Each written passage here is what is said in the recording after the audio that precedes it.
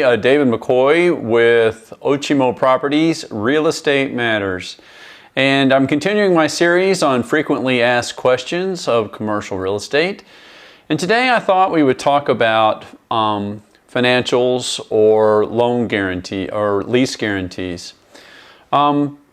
Typically when you are leasing space, at some point before, usually or should be before the lease is signed, the landlord is going to ask to see your financials. They're going to want to approve them. And many times, in fact probably most times, a condition of the lease will be that you personally guarantee the lease or that somebody personally guarantees the lease. This is something that comes up almost all the time, is people don't really want to do that. They feel like it's a risk that they don't want to take, and they don't understand why a landlord would want to do that, and they don't know why they need to share what they consider to be personal information with their landlord. But from the landlord's point of view, he may be spending a fair amount of money for you to go into that space. And he might be foregoing another opportunity for somebody else to go in that space. And most people, I don't think, see it this way, but in general, your landlord wants you to succeed. They want you to do well.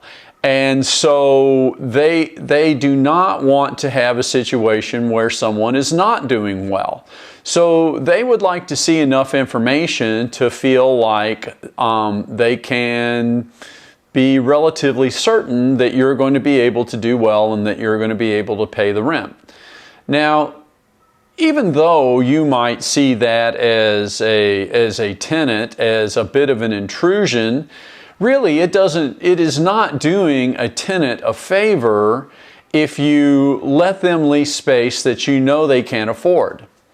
This is also, it's a financial risk for the landlord, and that's why some people will say, you know, so many of these centers and places all look alike. They have many of the same tenants, and the reason for that is because of the financial risk. If you think about it from a landlord's perspective, they would much rather have a larger company or an established company that they feel certain has some financial resources, and then they don't have to worry so much about not getting paid their rent. And that's not to say that they won't lease to local companies or mom and pop companies or even startups, but there is going to be probably a bigger hurdle there. It would not be unreasonable or uncommon for the landlord to want to see your financials. If you personally don't have the funds to be able to pay the rent, he or she may request that you have someone guarantee the lease. And then they'll want to see the financials of the person guaranteeing the lease. If you are a startup, he may want to see your business plan and see what you have planned to feel like, you know, to kind of pass the test. Does this seem reasonable? Are these realistic goals? Because it's important to them for you to succeed. If you don't succeed, then they have a problem. And they would rather, I think it benefits all parties if you figure that out ahead of time rather than put somebody in there who's not going to be able to pay the rent. So that's why they want to do it. I know some people get mad, and I've heard people say, well, you know, when you're getting started, how do they expect you to do all these things? And while I sort of understand that sentiment, the truth of the matter is that a startup is much more risky than an established business. There is a much greater chance that something may go wrong and you won't be able to pay. And so, you know, one thing that normally doesn't happen, I won't say it never happens, but one thing that normally doesn't happen is that the rent doesn't really necessarily change to reflect that risk. So so kind of what I mean by that is that if you're a startup and there's a much higher risk that you'll go, have to leave or go belly up or whatever it might be, well, it would make sense that because there's a higher risk that the landlord might want to charge you a higher rate, sort of a premium there to kind of offset that risk. But that almost never happens. So they need to make sure that they feel pretty secure that you're going to be able to do it. And that really is for the benefit of both parties. It's not a landlord's responsibility to help you try to finance a startup. Some people seem to think that it should be the landlord's responsibility to do that, to take on that risk and more or less invest money in your company for you to get started. That's really up to you. And so the landlord needs to know that you've thought these things through.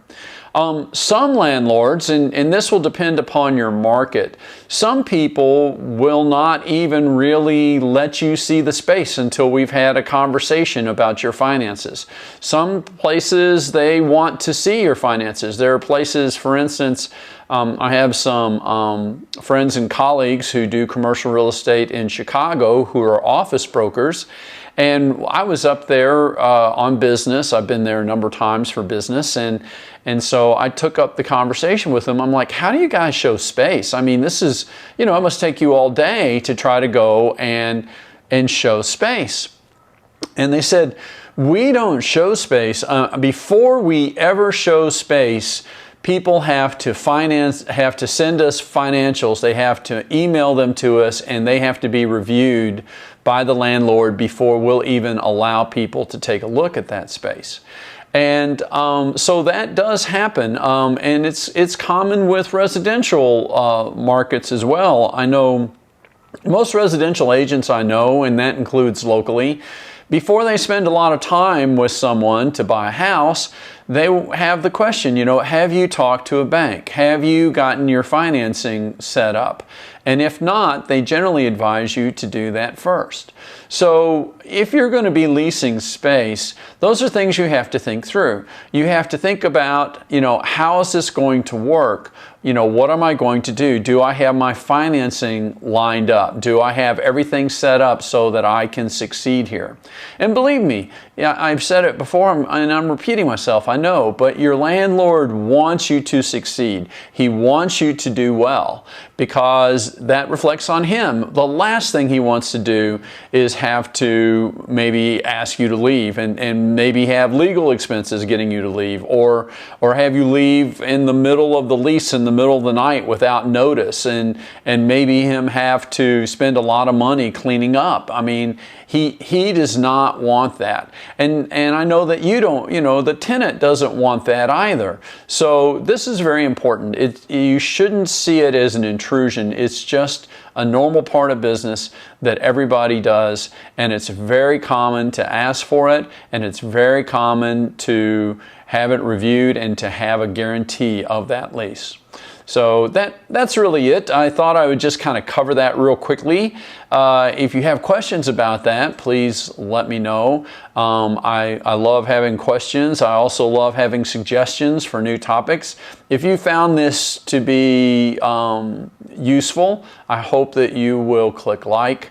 If you know someone who might benefit from hearing this, I hope you will share it. And if you'd like to keep seeing these, I hope you will hit subscribe. It's a weekend again, so excuse me, I'm kind of dressed down again. I've been kind of running errands around the house and out and about, and so I just kind of stayed in that mode for this video. But anyway, I hope everyone's having a great weekend and a great day, and I will see you next time. Take care. Bye.